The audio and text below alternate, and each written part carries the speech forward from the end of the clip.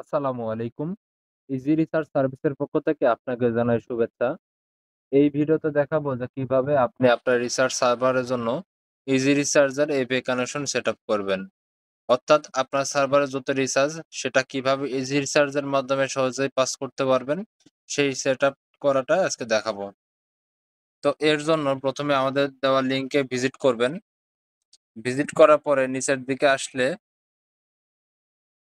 একটি download option দেখতে পারবেন। এই ডাউনলোড বাটনে চাপ দিয়ে আমাদের ইজি রিসার্চ সফটওয়্যারটি ডাউনলোড করে নিবেন। ডাউনলোড করা হলে ক্রিয়েট এ নিউ অ্যাকাউন্টে চাপ দিয়ে ফ্রিতে একটা সেলার অ্যাকাউন্ট খুলে নিবেন। সেলার অ্যাকাউন্ট খুলতে কোনো টাকা পয়সা দেওয়া লাগবে না।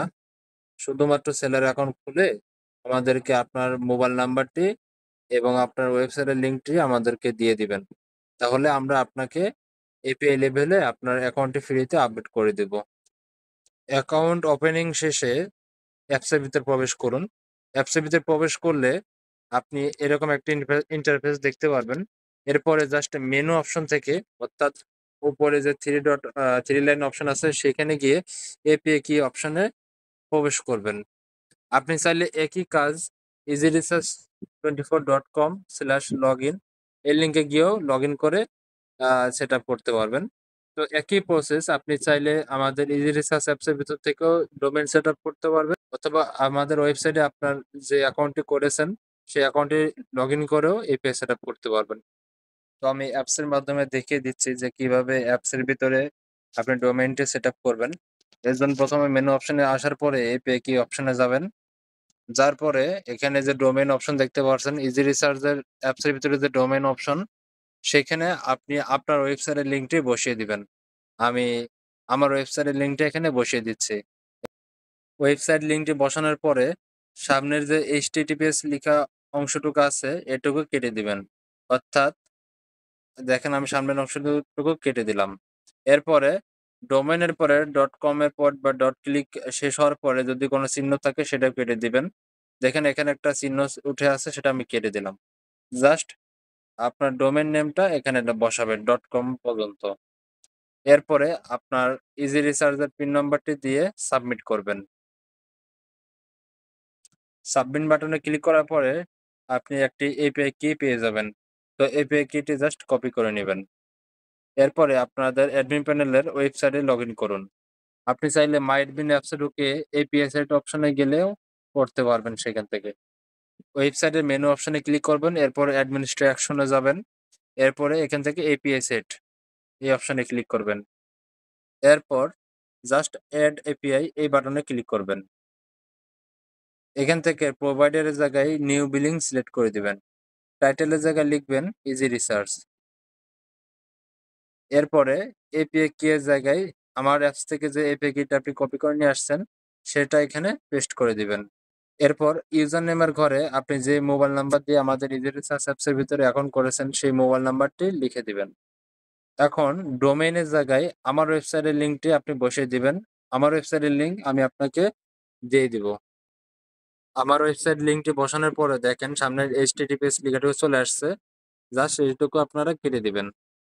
easyresearch24.com জাস্ট এই অবস্থায় থাকবে। এখন সাবমিট বাটনে ক্লিক করুন।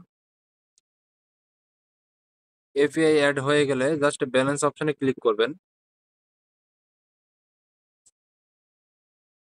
এখন দেখবেন যে আপনার ব্যালেন্সটি দেখাচ্ছে, অর্থাৎ ইজি রিসার্চ অ্যাপসের ভিতরে আপনি যে অ্যাকাউন্ট করেছেন সেই অ্যাকাউন্টের ব্যালেন্সটা আপনার ব্যালেন্সে ক্লিক করলে এখানে দেখাবে।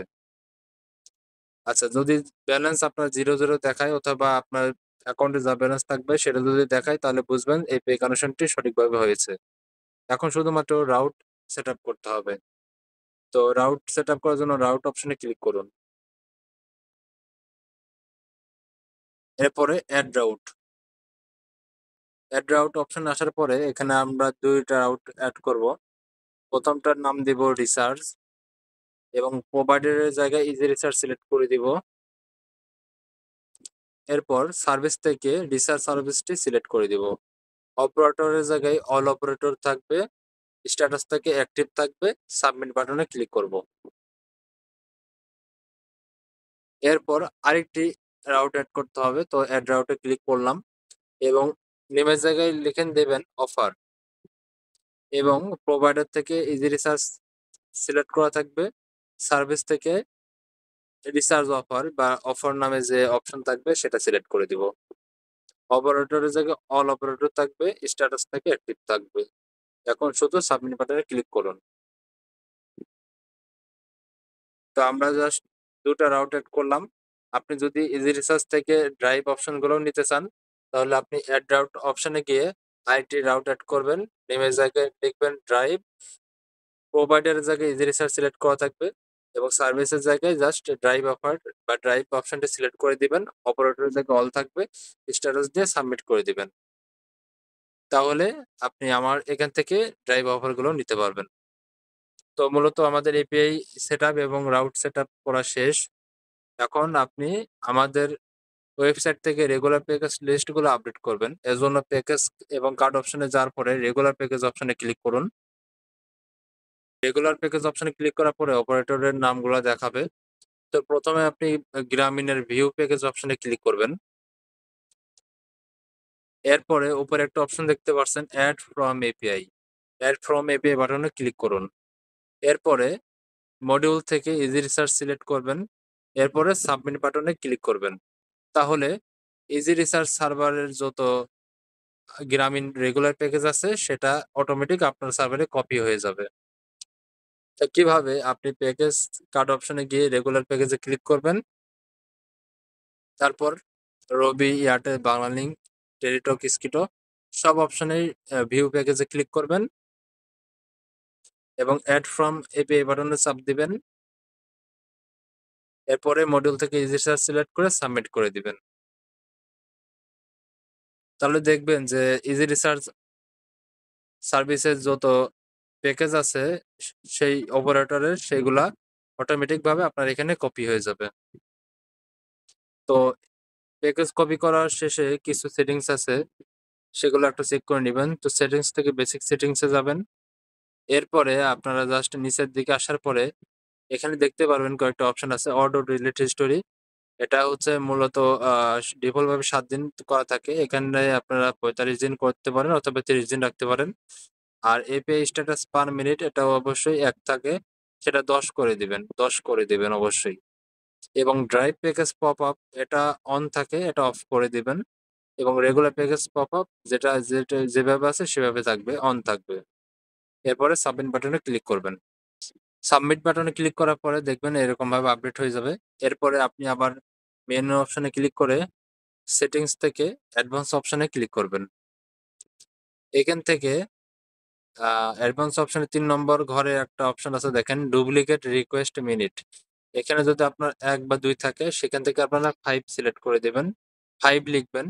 লিখার পরে সাবমিট বাটনে ক্লিক করবেন।